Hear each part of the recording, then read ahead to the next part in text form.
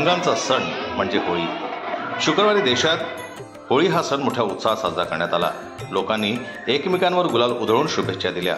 नागपूर येथील नरसाळामध्ये देखील रंगपंचमीची धूम पाहायला मिळाली।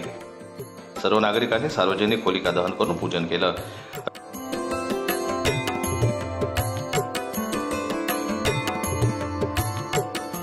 रंगांचा सण म्हणजे होळी या सणात रंगबेरंगी दृश्य पाहायला मिळाली।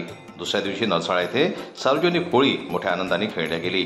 लोकांनी एकमेकांवर गुलाल उधळून एकमेकांना शुभेच्छा देत ही रंगबेरंगी होळी साजरी केली। ब्युरो रिपोर्ट, जनमत लाईव्ह न्यूज, नागपूर।